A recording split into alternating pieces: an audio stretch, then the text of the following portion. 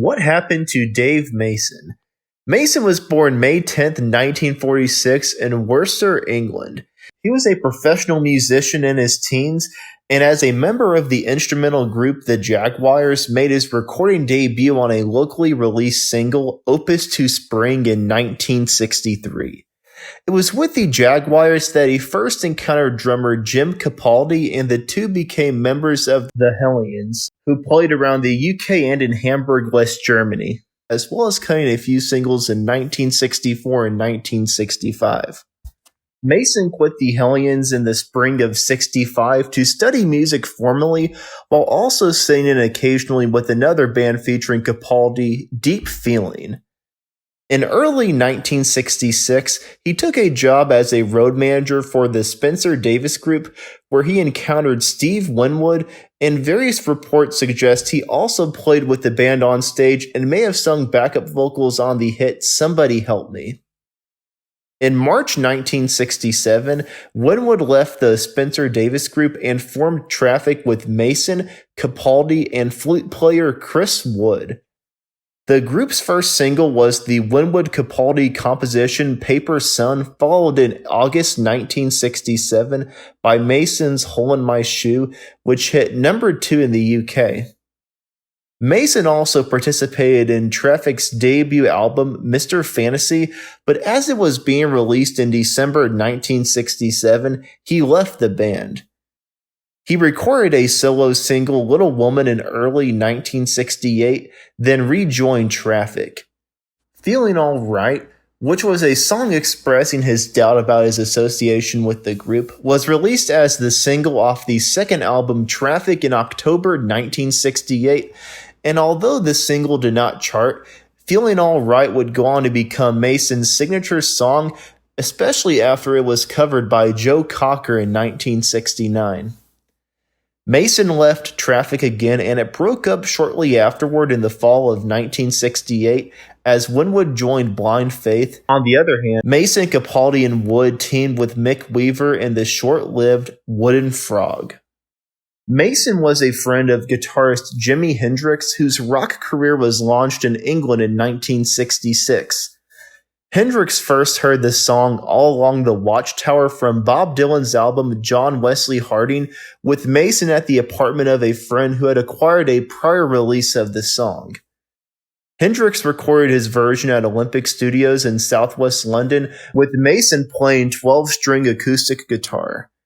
The song was released on the album Electric Ladyland in September 1968. Mason also sings backing vocals on Crosstown Traffic.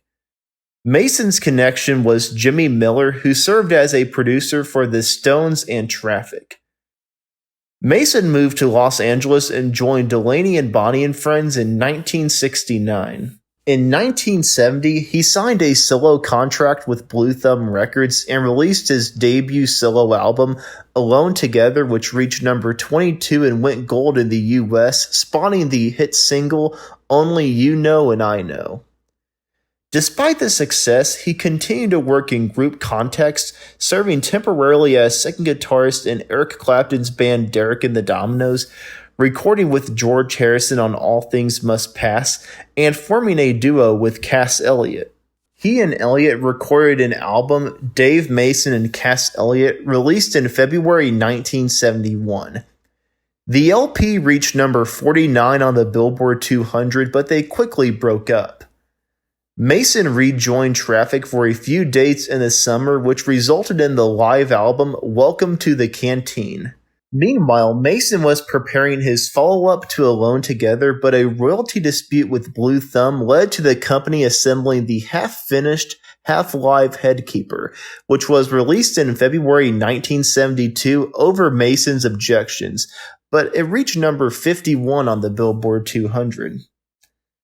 As the legal conflict continued into 1973, Blue Thumb released the chart LP Dave Mason is Alive, also without the artist's approval.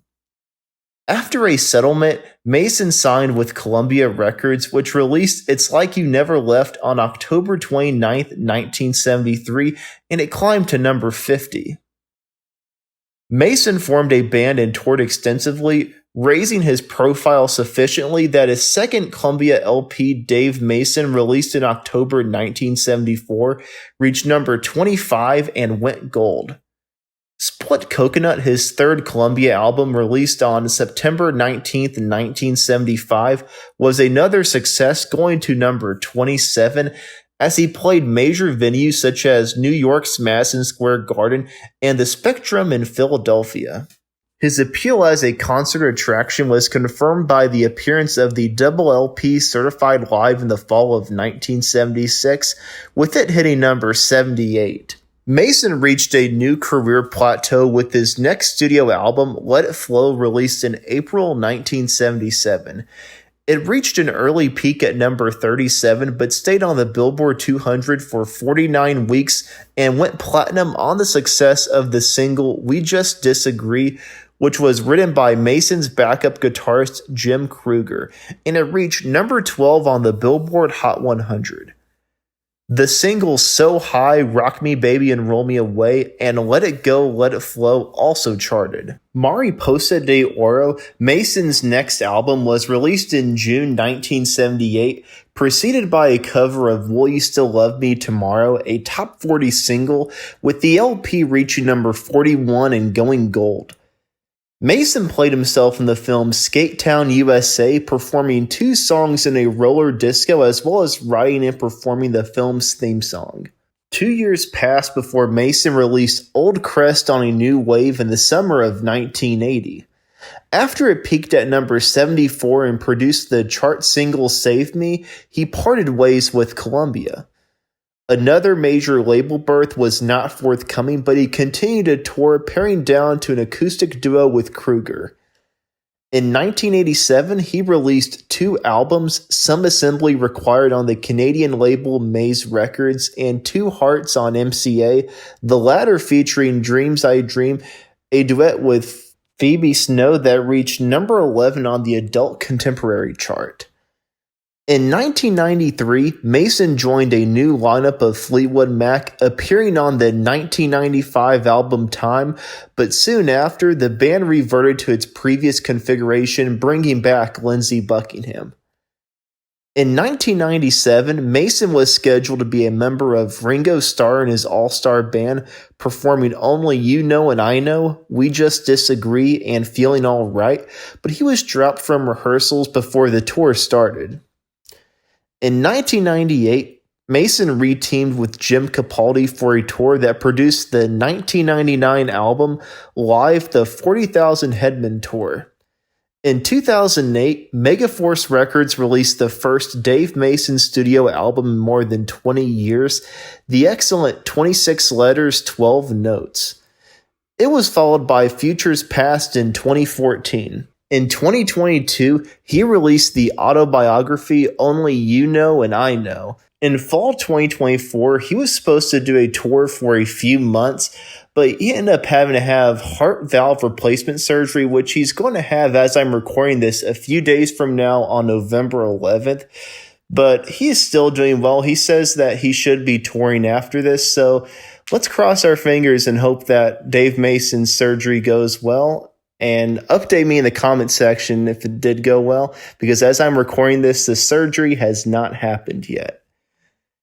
And that's what happened to Dave Mason. Thank you for watching. Like and subscribe if you haven't already.